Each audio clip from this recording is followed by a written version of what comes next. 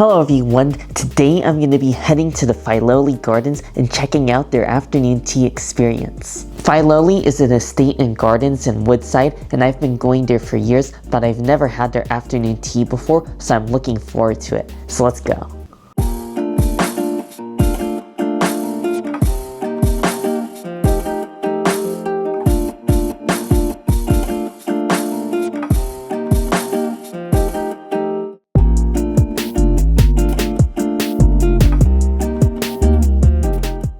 I made it here to the Quail Cafe, which is the cafe here at Filoli. It's a Saturday afternoon and it is so busy here. I mean, the whole entire cafe is just packed. This is their afternoon tea set for two, and it comes out to be $69 total. So I think it is a little bit pricey considering what you get, since it's a pretty small portion, but tea is quite expensive. Instead of giving you a teapot full of tea, they give you a teapot full of hot water, and then because it's tea for two, they give you two different tea bags. They also give you some cream and sugar cubes on the side as well to add to your tea. Our afternoon tea is pretty standard. It comes with finger sandwiches as well as little desserts on top, and I want to start off with the finger sandwiches on the bottom. Right here we got the classic cucumber sandwich, a must with any afternoon tea. That is a classic and well-made cucumber sandwich. I love how the cucumber here is sliced very thin and it is fresh. It's not soggy at all. It's got a really nice crispiness to it, and I love that. And there's a little bit of creaminess as well because you got the creamy spread, and I love the crustless bread as always. Next we got the egg salad on rye bread.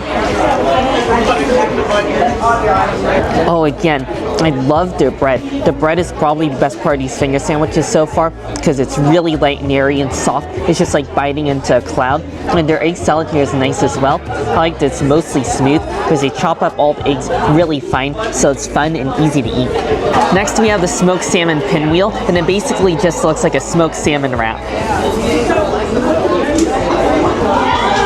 Oh, I am impressed by their smoked salmon pinwheel because a lot of places, I'll be honest, don't do smoked salmon right, especially at afternoon tea. But the smoked salmon here is great. It's not fishy at all, and it's very smoky and aromatic. And I also love the addition of capers in there because to me, if you got smoked salmon, capers are the perfect addition. Next is their curry chicken on puff pastry, and this feels very delicate. I mean, I feel like the puff pastry is already breaking apart just as I hold it because it's so light and delicate.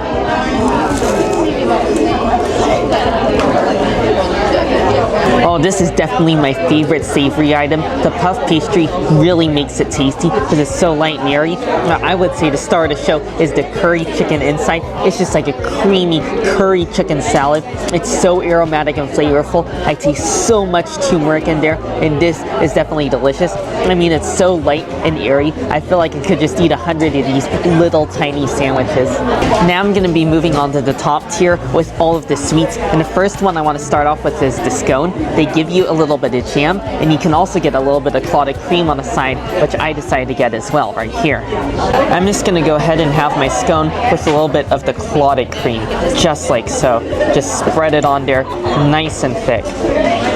Let's see how these mini scones are. These have got to be the smallest scones I've ever seen in my entire life. I feel like I could eat it in one bite, but for civilized reasons, I will take it in multiple bites.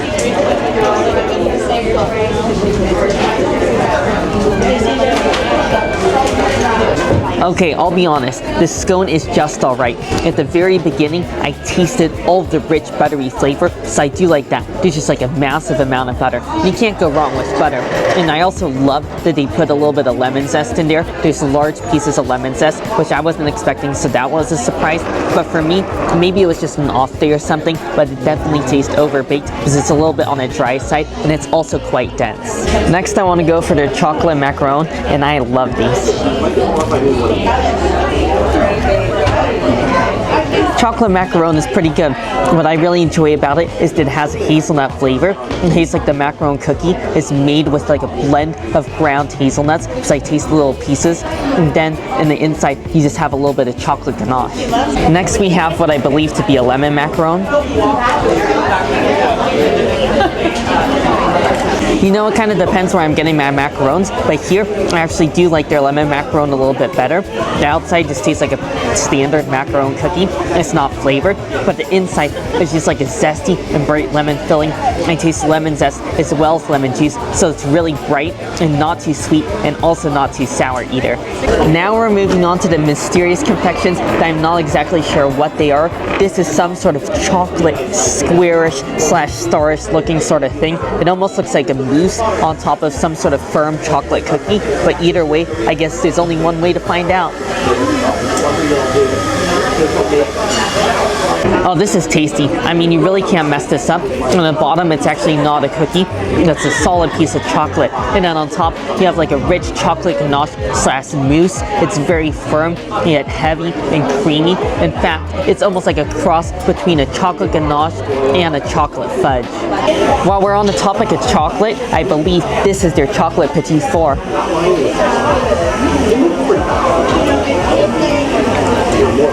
This is not bad, it just tastes like a standard petit four.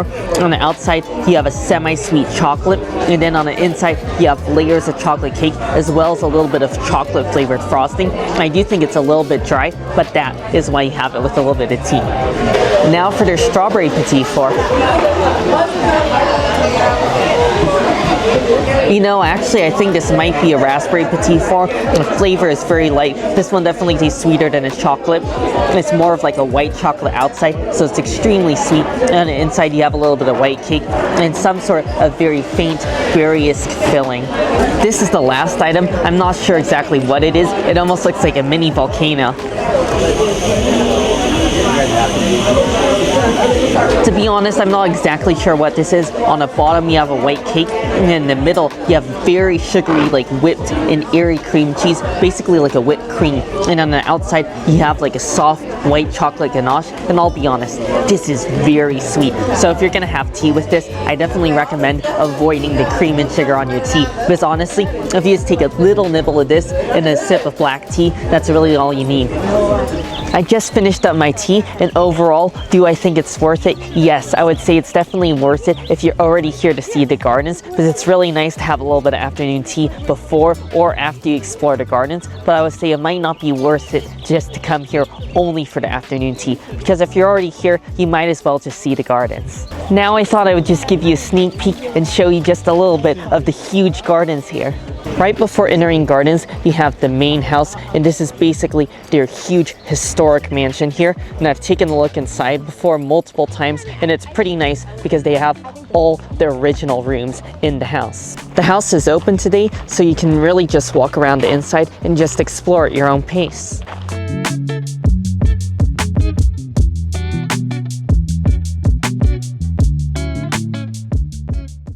Right here past the back of the house, you have the entrance to the main gardens, and right here you have their large fountain.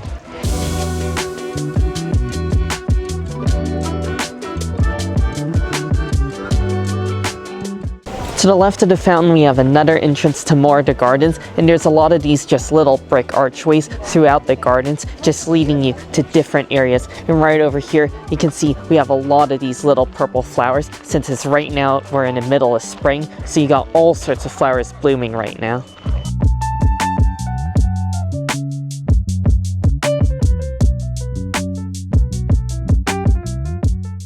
This is the area where they have all of their tulips, and right ahead of us, you can see they just have a whole row of tulips all in a row.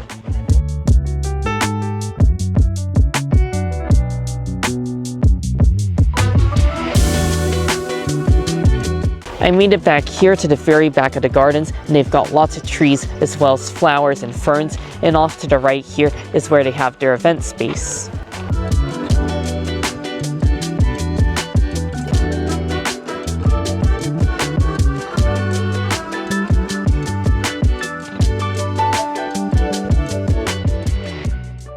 And just like that, I've pretty much finished up my time here at the Filoli Gardens, and hopefully I gave you a little taste of what the experience is like here. And as always, I really hope you all enjoyed the video. Make sure if you did, give it a like, and also make sure to subscribe, and I'll see you in the next one.